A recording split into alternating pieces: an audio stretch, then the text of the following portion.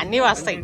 Content ఇది అని ఏం లేదు, ఏది కనిపిస్తే అది పెట్టేస్తా. మీరు మాట్లాడతారా మరి దానికి? అంటే ఓపెనింగ్ ఎండింగ్ మీరు మాట్లాడతారా? మీరేంటి ఇక్కడ పాత్ర? హాయ్, హలో, నమస్తే, ఎలా ఉన్నారండి? అందరూ బాగున్నారా? తెలుగు గేట్ ఛానల్కి స్వాగతం. మా వీడియో మీకు నచ్చితే ఒక లైక్, ఒక సబ్స్క్రైబ్ చేసుకోండి. ఈరోజు మన వీడియో వచ్చేసి చాలా ఇంట్రెస్టింగ్ టాపిక్ ఇది. ఎందుకంటే చూడండి, ఇక్కడ షూటింగ్ జరుగుతుందని తెలిసింది. అక్కడికి వెళ్ళిన తర్వాత అసలు వాళ్ళు మాట్లాడతారా, మనతోటి మాట్లాడరా అని నేనైతే ముందు వాళ్ళని పలకరించడానికి చాలా టెన్షన్ పడ్డాను. ఆ తర్వాత వెళ్ళిపోదామని కూడా అనుకున్నాము. వెళ్ళిపోదాం అనుకొని కూడా ఎందుకో అసలు ఒకసారి పలకరించొద్దాం కదా అని చెప్పేసి పలకరించాము. పలకరిస్తే ఎంత బాగా మాట్లాడారంటే నిజంగా అండి, సినిమా వాళ్ళు అంటే ఇంత బాగా మాట్లాడతారా, ఇలా పలకరిస్తారా అని అయితే తెలీదు. ఏదో మనం దూరంగా ఉండి చూసి ఏమో అనుకుంటాం, కానీ ముఖ్యంగా అసలు ఇక్కడ ఉన్న ప్రతి ఒక్కరూ చాలా బాగా మాట్లాడారు. ఇతను వచ్చేసి సత్తెనపల్లి అంట. ఇతను కూడా ఈ సినిమాలో అయితే ఒక పాత్ర అయితే చేస్తున్నారు. పాత్ర నేము అదంతా కూడా చెప్పారు. చెప్పిన మాటలు ఏంటంటే మనం పెట్టడానికి అలా అవకాశం లేదు. సార్ నేమ్ వచ్చేసి చెన్నకేశవ అంట. చెన్నకేశవ గారు పాత్ర కానివ్వండి, వాళ్ళు మాట్లాడే మాటలు అదంతా కూడా ఏంటంటే మనకు పెట్టడానికి అవకాశం లేదు. చెన్నకేశవ గారు మాట్లాడేటప్పుడు ఏంటంటే బ్యాక్గ్రౌండ్ వాయిస్ అయితే వినిపించింది. బ్యాక్గ్రౌండ్ వాయిస్ అంటే వాళ్ళు షూటింగ్ తీసుకునే వాయిస్ వినిపించింది. అందుకని చెప్పేసి చెన్నకేశవ గారు ఏదైతే మనతో మాట్లాడారో ఆ మాటలన్నీ కూడా డిలీట్ చేయడం జరిగింది. బాలాజీ గారు మాట్లాడారు. బాలాజీ గారు మాటలు కానివ్వండి, లేదంటే ఎవరైతే దీనికి డైరెక్ట్ చేస్తున్నారో డైరెక్టర్ గారు మాట్లాడిన మాటలు, లక్కీ మేడం మాట్లాడిన మాటలు అవన్నీ అయితే మీరు వినొచ్చు.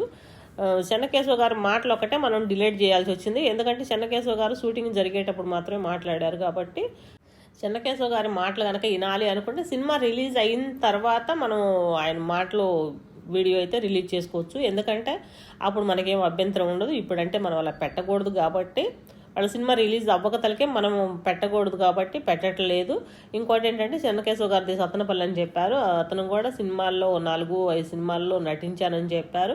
ఇంకోటి ఏంటంటే తను జర్నలిస్ట్ అని కూడా చెప్పారు సత్తెనపల్లి. చెన్నకేశవ గారు కానివ్వండి, బాలాజీ గారు కానివ్వండి, అలానే డైరెక్టర్ గారు కానివ్వండి, లేదంటే లక్కీ మేడం గారు కానీ అందరూ చాలా బాగా మాట్లాడారండి.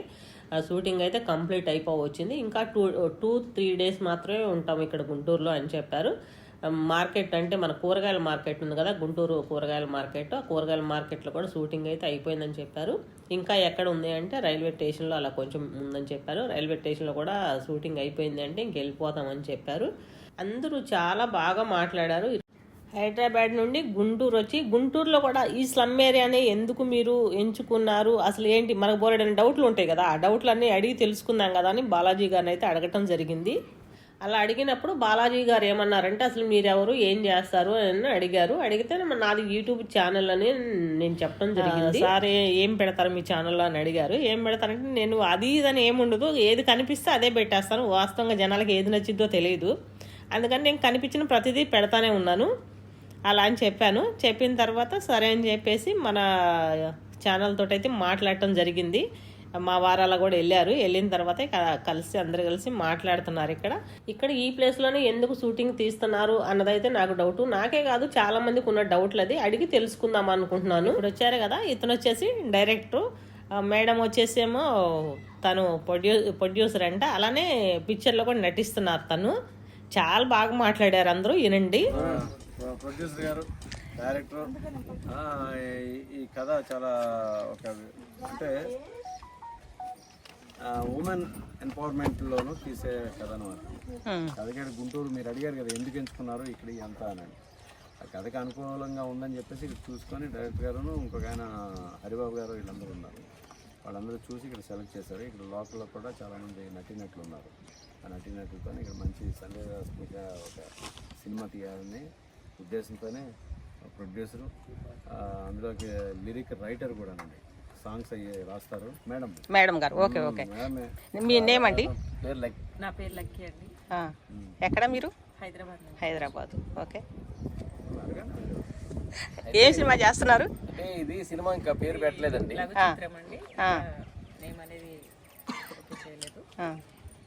మీరు ఈ ఏరియానే ఎందుకు ఎంచుకున్నారు అని అడిగాను. హైదరాబాద్ నుంచి వచ్చారు.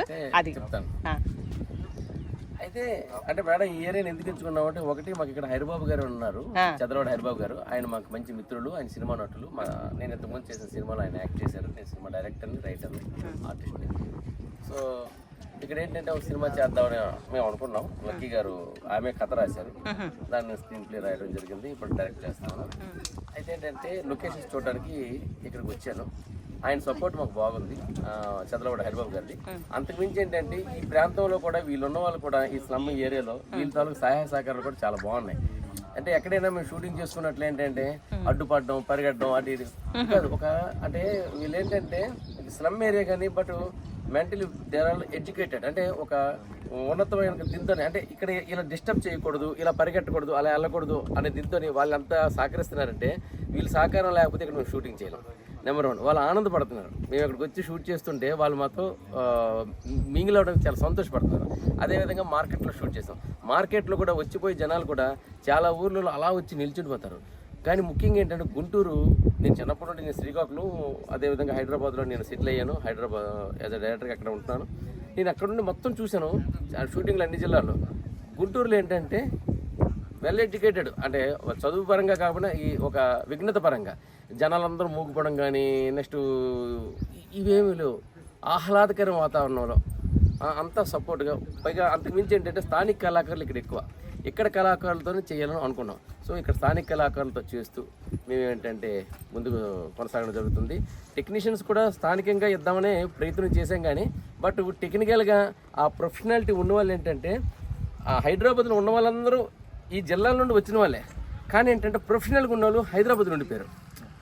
అక్కడ కష్టాలకి వీటికి భరించలేక ఉండేటప్పుడు వల్లే మనం మిగతా ఊళ్ళో వెనక్కి వస్తున్నారు. కానీ బట్ అక్కడికి వచ్చే వాళ్ళు మాత్రం ప్రొఫెషనల్గా ఎలాగైనా కష్టపడదాం, ఏదైనా సాధిస్తాం అనుకున్న వాళ్ళు మాత్రం తిండికి లేకపోయినా టెక్నీషియన్స్ అక్కడ ఉంటూ చాలా కష్టంగా ఒక చిత్తశుద్ధితో వర్క్ చేస్తున్నారు. ఆ చిత్తశుద్ధి అనేది ఏంటంటే, ఆ చిత్తశుద్ధి కోసమే అక్కడ నుండి టెక్నీషియన్స్ తీసుకురావడం జరిగింది. లేదంటే మా ఉద్దేశం ఏంటంటే ఎక్కడెక్కడ పరిసర ప్రాంతాలకు వచ్చి ఇక్కడ టెక్నీషియన్స్తోని ఇక్కడే ఆర్టిస్టులతో చేద్దాం అనుకున్నాం. ఇక్కడికి వచ్చిన ఆర్టిస్టులు, టెక్నీషియన్లు కూడా ఏంటంటే అక్కడ నుండి వచ్చిన వాళ్ళు కూడా ఇక్కడ పుట్టిన వాళ్ళే, కానీ కాకపోతే అక్కడ ఉన్నారు. కానీ ఇక్కడ ఆర్టిస్టులు మాత్రం ఇక్కడే పుట్టి ఇక్కడే ఉన్నారు. సో వీళ్ళందరితో చాలా ఆనందంగా, సరదాగా, సంతోషంగా ఉంది. ఒక మెసేజ్ ఇద్దామని మా ఉద్దేశం. దానికి ఏంటంటే మా బాలాజీ గారి లాంటి ఒక పర్సన్, ఒక వెల్ నోన్ ఫేస్ ఉంటే ఆమె రాసిన కథకి ఒక స్థాయి పెరుగుతుంది, నా దర్శకత్వానికి విలువ పెరుగుతుంది. సీనియర్ కాబట్టి ఈరోజు మీ అందరూ కూడా వచ్చి తీసుకుంటున్నారంటే ఆ తెలిసిన ఫేస్ ఇది మాకు బయటకు వస్తుంది అంతే, ఇంకేంట్లేదు. పునాది కాదు, పిల్లరు. ఎన్ని రోజులు ఉంటారండి ఇక్కడ? రైతు బజార్లో తీసామండి. రైతు బజార్లో తీసాము. మిర్చి మార్కెట్ అంటే మనకు కథకు అవసరం లేదు. పూల బజారు, పండ్ల బజారు.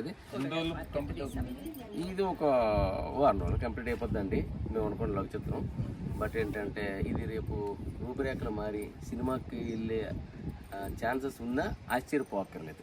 ఈ కథ అంత బలమైంది. సరే ఏదైనప్పటికీ ఇది ఒక గుంటూరులో వచ్చి చేయడం అనేది, ఫస్ట్ ఎలక్షన్స్ అయిపోయిన తర్వాత ఆంధ్ర వచ్చి మేము చేయడం అనేది మాకు చాలా ఆనందకరంగా ఉంది. మీ అందరి సహాయ సహకారాలు కూడా బాగుంది. Thank you very much sir. అంటే ఇందులో యాక్చువల్గా ఏంటంటే ప్రతి మనిషికి, ప్రతి మనసుకి ద సెంటర్ పాయింట్ ఏంటంటే మనీ అనేది ఒకటి ఉంటుంది.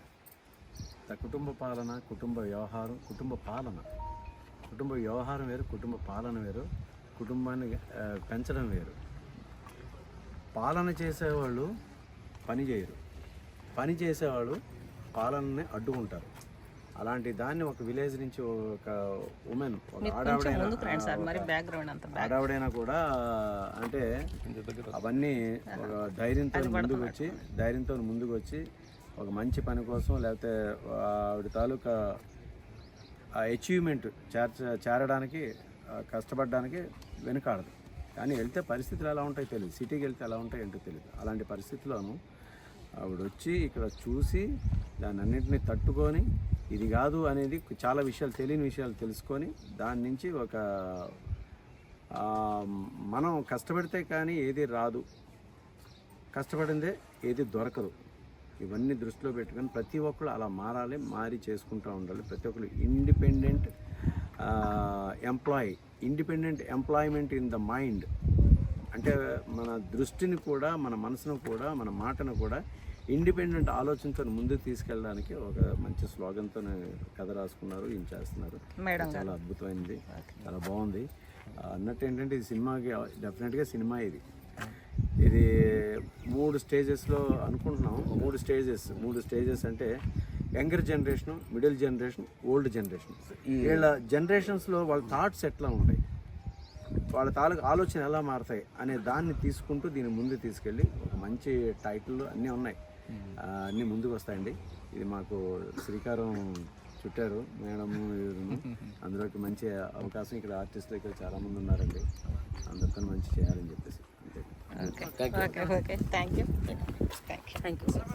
విన్నారు కదా ఎంత బాగా మాట్లాడారో. లక్కీ గారు కానివ్వండి, బాలాజీ గారు, అలానే డైరెక్టర్ గారు అందరూ చాలా బాగా మాట్లాడారు.